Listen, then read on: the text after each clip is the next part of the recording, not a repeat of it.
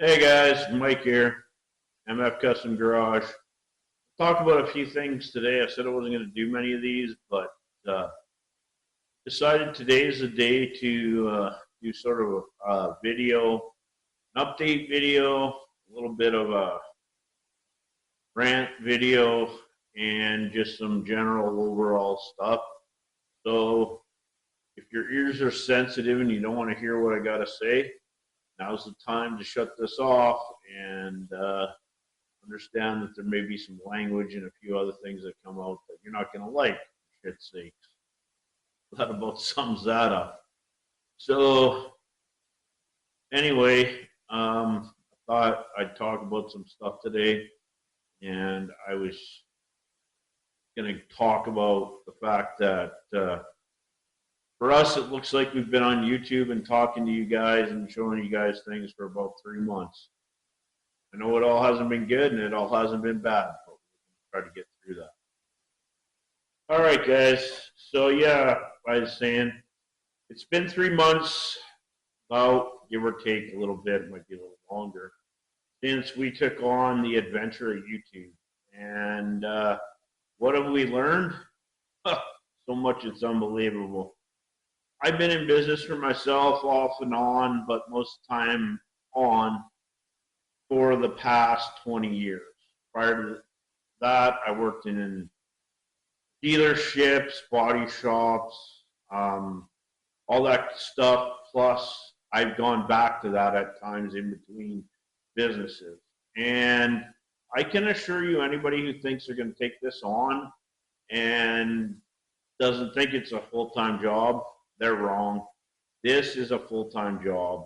And the learning curve for somebody like me, even though I don't consider myself to be computer illiterate like some of my generation, I don't think my generation really falls into that. I think we were brought up with computers. We just didn't take them to the extreme of the later generations have, like the ones now. But I do know this much. Learning to edit, learning to do all the stuff, learning how cameras work. I was never a photography guy when I was growing up. Still don't consider myself to be, but I can tell you I've learned a lot about GoPro cameras, normal cameras, all that stuff as of late. And learned about microphones. Took me 2.5 months just to figure out how to get rid of date codes on my stuff. But at the end of the day, I've learned a lot, and I think we're starting to produce some stuff that's a little better quality. I figured out how to talk a little bit better. I don't sound like our great buddy and ex-prime minister Justin Trudeau, every 2 minutes. But I still have times where I'm not as fluent as I want to be and everything else, but I've worked on it a lot and tried, and I hope you guys are getting something a little bit out of what you're doing. As for anybody who's thinking about taking up a YouTube following, there's a lot you're going to have to learn, from editing to how the algorithm works to, and I mean, if you look at our views and my subscribers and everything else, I have nothing at the moment. But the one thing that I found out the last 3 months, and I did this for a different reason. Yes, I wanted to get a YouTube following, but I also wanted to go on Miles of Michigan, be able to tape the whole thing, be able to do it all, and from here on out with the car thing, hoping that I can do some more that I want to do for my future and the bucket list sort of thing, be able to leave a little bit of a legacy for my kids and other people's kids and things in the future and whatnot. And like I said, with this video, I'm going to talk about that, and then there's going to be a few more things where I'll be honest with you. Not all this video is going to be good today. So as far as the updates on the cars go, well, we've been doing some work. The cab of Barney's basically all polished out, and we might show a little bit of that right at the end here. We built the trailer hitch. It's all welded up, painted, ready to go into the Galaxy and the weight bar. the interior is all out of the Galaxy, and we're dealing with that. And we'll show you a bunch of updates as things go on that. Going to go over a couple things on the truck, and that's going to lead into some other bullshit that ultimately is going to piss some people off. But the one thing I can say about YouTube and trying to do this, guys, if you're going to do it, it's going to be a full-time job. And it's worse for me because it's not just a full-time job learning the YouTube side of it. This has always been a full-time job. So luckily, I don't have to run out and get a bunch of content, but my content's not overly exciting either, guys. And you're showing me that with views and likes, and comments, and everything else. And it might not be that the algorithms found me the right home either yet, and everything else. But I know we got to get out there, and like I said, we got to get some events. And we were hoping to be at a show and shine yesterday, but the weather's been so bad, and we had a problem with the truck that I'm going to talk a little bit about because, you know, we all make mistakes, and that's something that I'm going to talk about right now here in a couple minutes. So anyway, I am so appreciative of all you guys that have subscribed. Yes, I only have, I think, 27 or 28 subscribers right now. But man, it makes me think that there's a possibility there's an audience out there, and as we get out and do more and we market more, and we're going to try to get some little bit of merch, and we're going to get some stickers, and we're going to get some URL code stickers and stuff like that, sort of like the original MF decals I used to have back in the day. And hopefully this thing will take off a little bit more and more every day. Now, as for a few other things I want to talk about today, I am, like I said, so thankful to all you guys. And I'm so thankful to be back doing what I wanted to do every day, and I'm not doing as much general automotive work as I was before, and I am so thankful. And I have to give a shout out to right now to my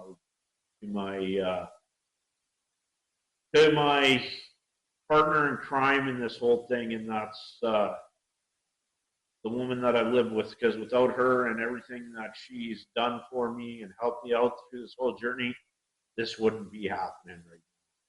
And as far as the YouTube journey goes, like I said, I've had to learn about microphones and cameras and all kinds of stuff and how to do it. And like I said, guys, if you're planning on doing this, it's a full-time job on top of whatever it is you're doing.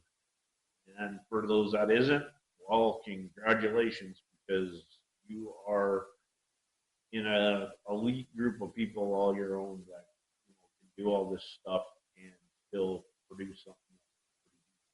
And over time, guys, we're going to get to some shows, and we're going to look at some cars, and we're going to do all the things that I've always wanted to do. Now, we're going to get into a couple other things today, and I said I want to get into all these rants and everything else, but here it is.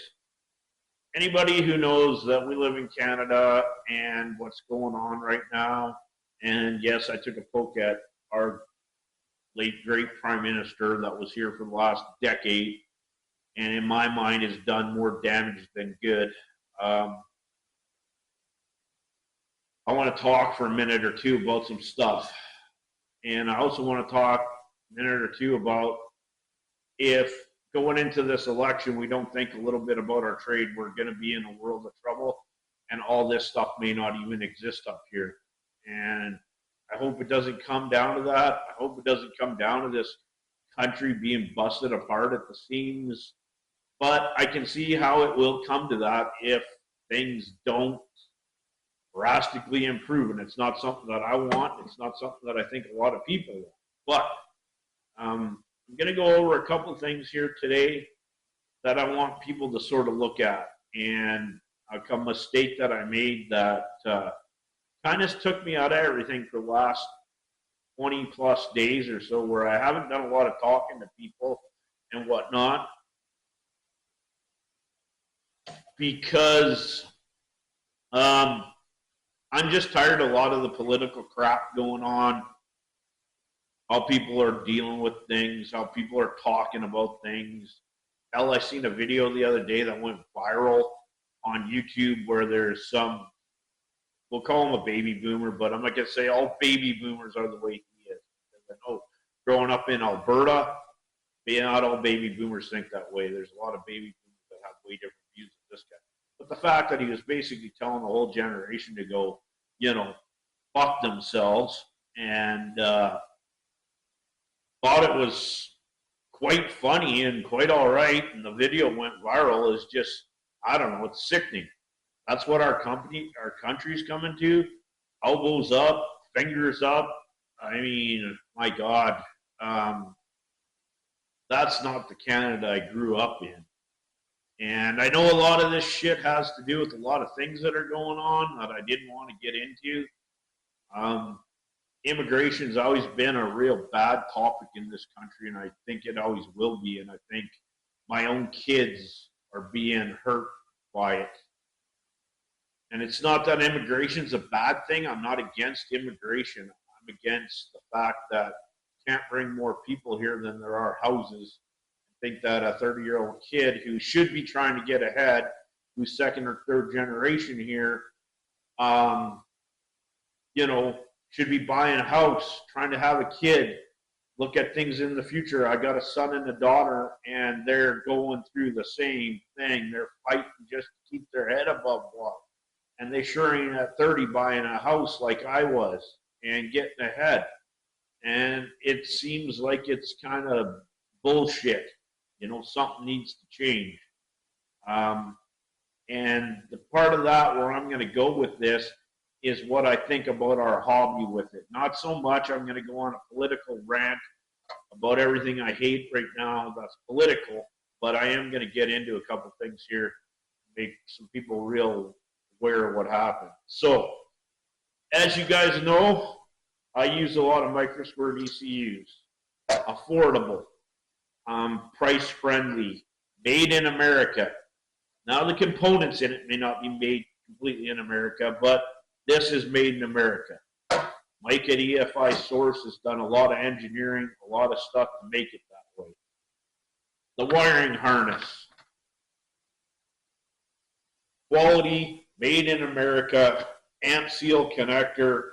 The wire's all made in America. It's made in-house at his place for us so we can enjoy our hobby.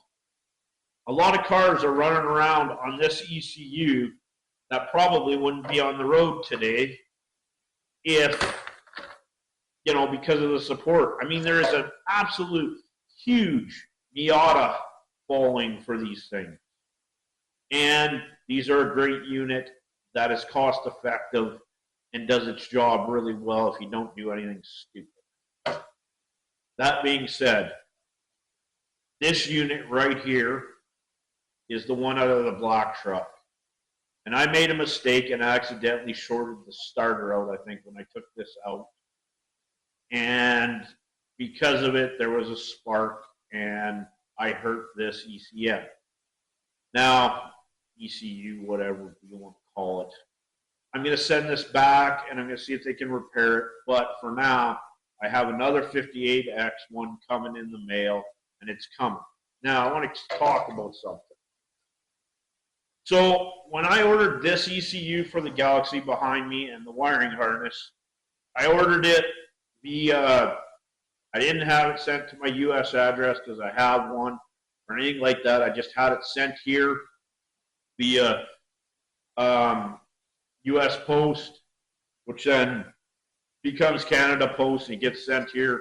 And all I got charged on it was GST and no duties on it, and made in America. Fell within the free trade agreement or whatever it is now, whatever the fuck it is. But we'll call it the free trade agreement because that's going back to my original thing. So anyway, it came and I paid no extra tariffs on it. And I was like, oh, okay, it looks like we're good still on auto parts. And I was all happy about that. Now, I had to order another one. Now I've heard that on April 4th, that might have all changed. And I may be subject to a 25% tariff. I don't know. It hasn't got here yet. But when looking into this tariff, it's not because of the NAFTA agreement or free trade agreement. Big bad orange man down in the States Big Bad Man Orange, whatever the hell you want to call him, he's kind of held up the agreement. And he said all along, and I know a lot of us don't want to hear it, we just want to cause a fight and all the other bullshit that goes along with it. He said that if we didn't retaliate against the U.S., it wouldn't be so bad. Well, there's two countries getting the shit tariffed out of them right now, and a bunch of other ones that look like they've been exempt for 90 days and now are making negotiations with the U.S. That probably could have been us while we were going through an election, but no, by the sounds of it now, I might have to pay on this ECU. That one I don't know about. But the one for sure that I just looked into wanted a set of slicks to go test for the back of the Galaxy. We were thinking, because we're going to be running a lot of 8-mile stuff and everything else, we were going to go to a short 26, and try and run that 26 8.5, which has kind of got some classes. And I thought this might be good. This car's heavy. It might work out good for us to try this tire out. Well, this tire is in stock up here, and it's subject to 25% tariffs. So, of course, the first thing I think of is, oh, Big Bad Orange Man did this to us. A Big Bad Orange Man didn't do this to us. He held up his end of the deal, and there's no tariffs on tires from the United States. But there is when they come into our country. So now every tire shop, basically, that doesn't have Chinese tires on their shelves, and I mean, if you want to run Chinese plastic tires, go right ahead. I have at times, I'm guilty of it.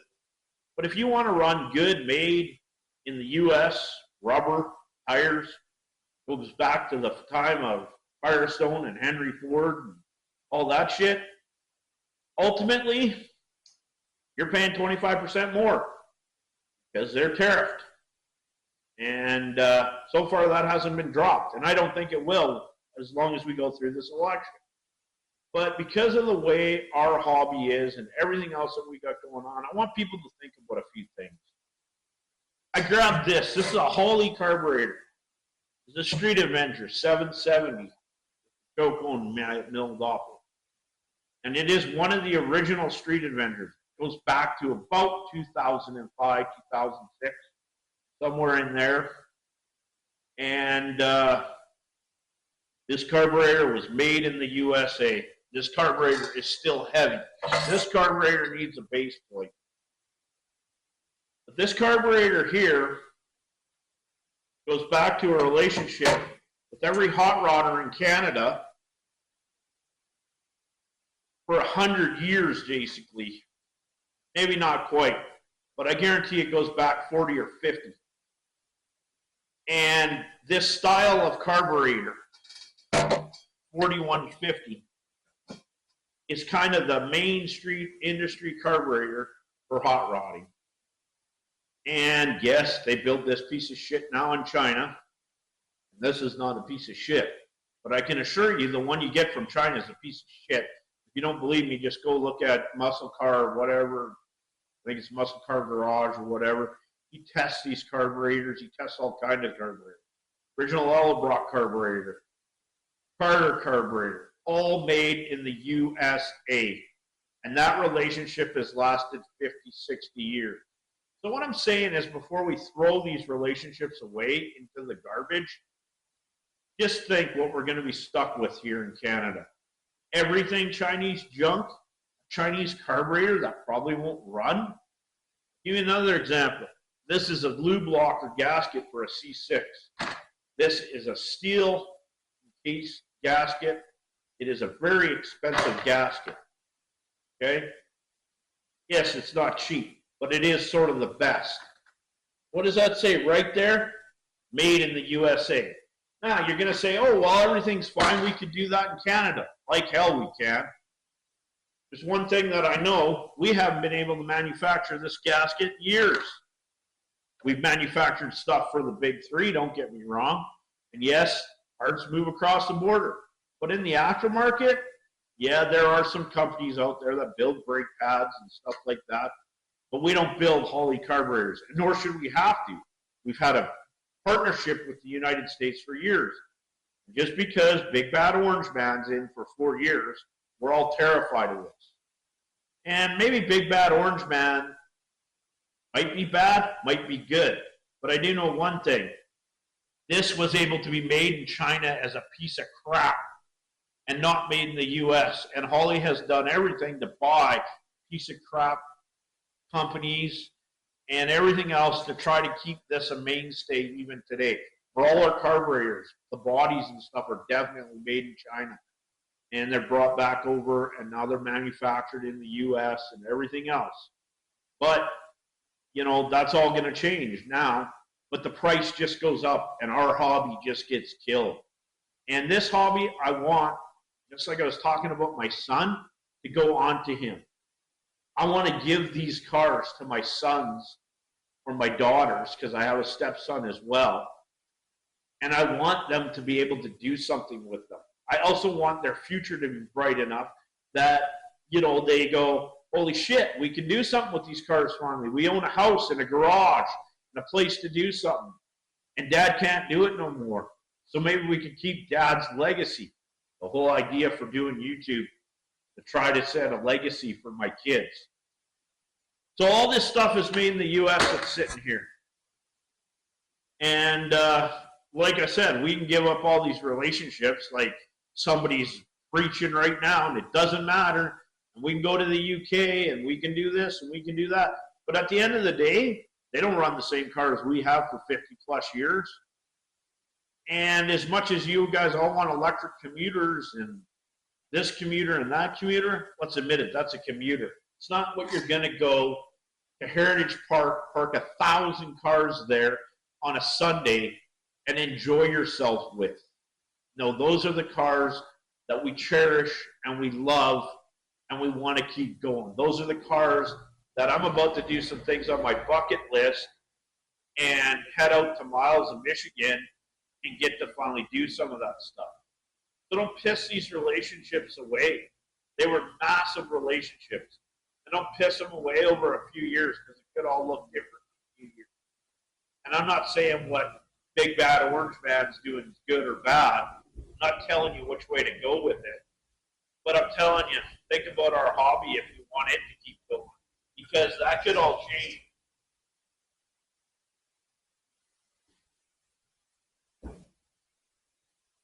It could all change overnight real fast, guys, if we don't start thinking about it. I've got a million things in this shop. Yep, made in China, made in foreign countries, made all over the place. But on the other hand, I have a million things too that are made in the US. And it was kind of funny because I picked up one of my favorite tools today. Since I bought this, I'm absolutely in love with it. And it's the 20-volt DeWalt cheap grinder. It's the cheapest one, or the cheaper one. But I looked on the side of it to see where it was made. It's made in Mexico. I know there's a lot of bad things going on with Mexico and everything else. And labor's cheap there and yada, yada, yada. And 8 million of them decided to run across the U.S. border and all kinds of stuff. But I'll tell you one thing, I'd rather keep things in North America than give them away to every other foreign entity that comes along too, to a point. And I would rather see things built in Taiwan where I know they press good panels because I've been restoring cars and I've been installing grills that say General Motors on them and Ford, but they were pressed in Taiwan. And ultimately, you know, we've been doing that for years and years and years. Now going back to a few other things, guys, and how I said in Canada we don't build a lot of this stuff. We haven't supported our hobby really well in Canada. It's just something we haven't done. When we have, take places like Mopac and the Performance World Catalog and everything else, well, most of that stuff in there is imported from China. And even though some of it's been okay, the end result is it's still stuff from China and we didn't support our own to get it. So here's the thing, guys. I did sort of look at a couple things and a couple things that were really interesting to me when it comes to supporting our hobby. There's one thing that doesn't matter if you're a Ford guy, it doesn't matter if you're a Chevrolet guy, you can look at it and go, holy crap, they lived the test of time. A small block Chevy has lived the test of time. And in Canada, we don't make a lot of small block Chevy parts. And we sure don't make a lot of aftermarket small block Chevy parts. And if I'm wrong, put it in the comments. But I know we don't, that I'm aware of. That doesn't mean that there aren't some. Second thing is our beloved 302 Ford that was built in Windsor. And the small block Ford was built in Windsor for years. And honestly, it is one of the toughest engines that ever walked the face of life in our hobby. Anybody who's ever raced, beat on, or, ran a box body Mustang or other Mustangs going back all the way to the 260 in 1963 knows how tough these little motors were. But we didn't support them well aftermarket wise in Canada. But they did in the States due to these relationships that we've had for 50 years. And guys, that motor had a 35-year run. So that's something that can keep our hobby alive. And if you go to my YouTube channel, there's 2 short videos on there. One I just rebuilt, little 289, open header, mean little unit, and it's lived the test of time. Same with small block Chevys. They've lived the test of time. Big block Chevys, big block Fords, all of them have lived the test of times. And the thing is, all of those engines have huge production runs, guys. They all go 20, 30 years. Well, let's talk about a new beloved engine today. And again, it's an American-made engine that I'm aware of. Don't believe we've ever built an LS engine in Canada. Could be wrong, but if somebody wants to correct me on that, put it in the comments. But the LS engines only run 17 years. It came out in about 96, 97, and it ran till about 2014. And now we're into an LS LT series engines. And, they say the architecture, and this is going to piss a lot of guys off, especially me saying it because I'm kind of torn between Fords and Chevrolets. I have been for years, but kind of bleed Ford blue because that's how I was raised.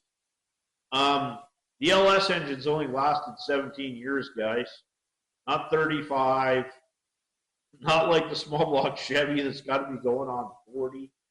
55 to, when was the last small block Chevy produced? About 2003-ish, somewhere in there. That's insane. 60 years, basically, somewhere in there, 50, 60 years. No, none of these new engines are going to do that. So if we want to keep this hobby alive, we need these relationships. And so, as us in Canada go to cast a vote, I'm not telling you how to cast your vote. But what I am saying, guys, is cast a vote for the future in some ways. Something that's going to keep these relationships alive. Something that's going to make us be able to go to Cars and Coffees, maybe. Keep our hobby alive. Something that maybe this hobby goes on to the next generation. I can pass these cars down to my kids, and they can maybe look after them here in the future. Guys, I really think we're at a pinnacle point in both countries, Canada and the U.S. I think we're so divided that if we don't figure some things out, the countries will somehow end up divided. And I don't think anybody wants that. And anyway, that's what I wanted to talk about today. I do have an ECU coming this week for the truck, and I will update this video to see if we get taxed on. As far as the slicks go, for the back of the Galaxy, yeah, we're going to have to pay tariffs probably on them, unless something changes. And that's thanks to our country. That's not even thanks to the big bad orange man. So, anyway, guys, that's all I really got to say, and I thank you guys for all the support. Like, share, subscribe, ring the bell. And this is Mike out for this one, and I know this one's a little more what I said I wasn't going to do, but I thank all you guys that are here with me. I thank all you guys that support this hobby. I thank all you guys that support everything. And I also thank all you guys that support the automotive aftermarket in general and, you know, want to see this stuff go on. I hope that as generations of people and whatnot, we don't start breaking this country apart. We figure out a way to make it all work. So that being said, guys, I was going to quickly show you guys an update on the trailer hitch. And like, share, subscribe, ring the bell, guys. Help me out as much as you can. And understand I'm pulling for all of us. And I'll see you guys on the trail hopefully this year a bit, where we get to go do some things finally. The weather's improved some. And I'll catch you on the next one. All right, guys, Mike here. I'm just showing you this trailer hitch. We got it all done. Just gonna stick up through the trunk pan. It's set up so we can put plate weight on it. Run a pin through it and be able to pin them. So, but yeah, we got it all final welded, adjusted, and it's all ready to go on the back of the Galaxy. So hopefully in the next couple of days we get it in there. Like I said, we've got the Galaxy all ripped apart right now inside, and go from there.